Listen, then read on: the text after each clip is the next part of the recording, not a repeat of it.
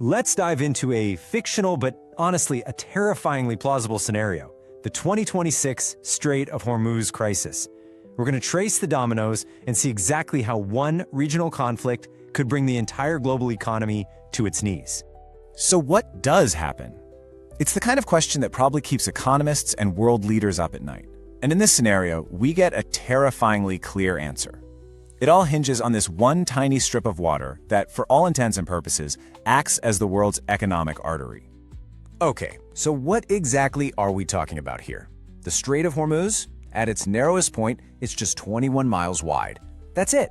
And through that tiny little gap flows a massive, massive portion of the world's energy, making it, without a doubt, the planet's single most critical choke point. So let's really dig into this choke point. I mean, just how vital is this energy artery to the global economy? Let's find out. The sheer volume here is, well, it's absolutely staggering. We're talking about 20 million barrels of oil a day. Think about that for a second. A fifth of the entire world's daily supply, squeezing through this one little strait. And that doesn't even count the massive quantities of liquefied natural gas, or LNG. This isn't just some important shipping route. For a lot of countries, it is the lifeline. And where's all that energy headed? A whopping 84% of it is destined for Asia. So right away you can see this isn't just a Middle Eastern problem or a Western problem. No way. It's a direct threat to the economic stability of huge powers like China, Japan, and, as we're going to see, especially India. All right, so we've got this incredibly critical choke point just humming along with global trade. Now, let's see what happens when somebody decides to slam the door shut. And you have to see just how fast this all goes down. On February 28th, a joint U.S.-Israeli strike takes out Iran's supreme leader. Just hours later, Iran hits back with missile barrages. And almost at the same time, its Revolutionary Guard Corps, the IRGC, starts warning ships to stay away. And by March 2nd, we're talking just a couple of days later, it's official. The strait is closed for business. And look, there was absolutely zero ambiguity here. This quote from the IRGC, it just lays it all out there, crystal clear. This isn't some temporary disruption. This is a full-on economic blockade. They're trying to choke off the energy supply to their enemies. Simple as that. So the official declaration was one thing, but the chaos out on the water, that was something else entirely. The first shockwave hit the ships that were caught right in the middle of it, and man, it hit them hard. And this wasn't just some theoretical threat, This was real. You have the oil tanker Skyrite getting hit, its crew forced to abandon ship, but not before 2 Indian sailors were killed. Then there's the tugboat Musafa II, struck by missiles. It just sank, taking 3 crew members with it. They're still missing. The violence was immediate, it was deadly, and it was chaotic.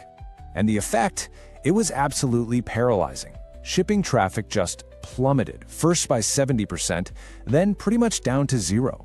You had over 150 ships just sitting there, anchored outside the strait, too scared to go in. The big players, like Maersk, they suspended everything. And it wasn't just about cargo. Can you imagine? 15,000 cruise ship passengers were suddenly stranded right in the middle of a conflict zone.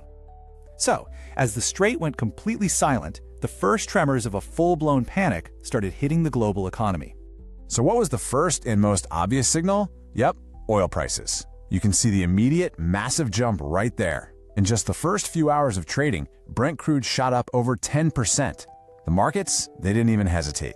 They reacted instantly to the threat of this huge supply shock. And that surge? It eventually peaked at a whopping $126 a barrel. That's a 4-year high. A massive, massive shock to the entire system.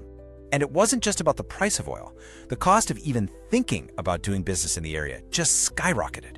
War risk insurance premiums, that's what you pay to protect your ship, they jumped 40 to 50% overnight. It just became way too expensive and frankly too dangerous for most companies to even try. To really get a sense of the scale here, experts were already comparing this to the big, infamous oil crises of the 1970s.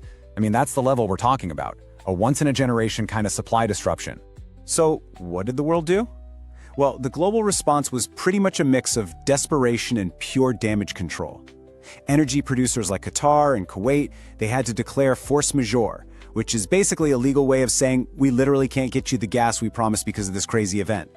Iraq had to shut down its biggest oil field because there was nowhere to even store the oil. Meanwhile, the major nations, they're scrambling.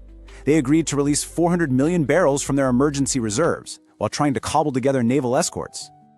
Okay, so to really see what this global crisis means on the ground, for real people, let's follow that final ripple and zoom in on one country in particular, India.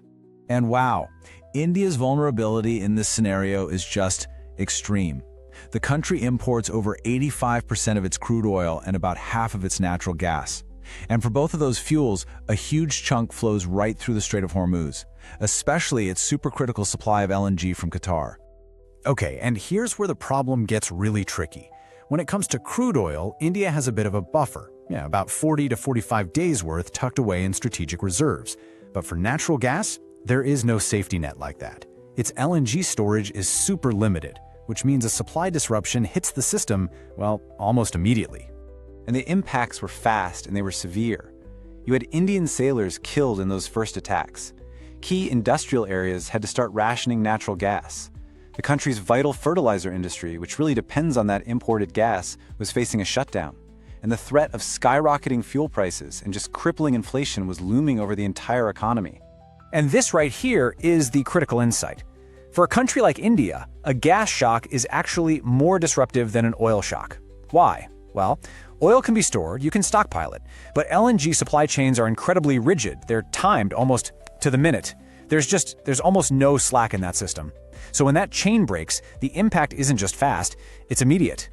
So let's just recap that whole chain reaction. It all kicks off with one regional conflict. That conflict then brings global shipping to a grinding halt. That sudden stop sends prices and risk through the roof, and that explosion pushes entire national economies right to the brink. It's a perfect example of a global domino effect, all triggered by one tiny, narrow strait. Which leaves us with a final and pretty unsettling question, doesn't it? This whole scenario is fictional, sure, but the vulnerability it exposes is very, very real. In a world this connected, this dependent on these fragile little choke points, how secure is anyone's supply chain, really?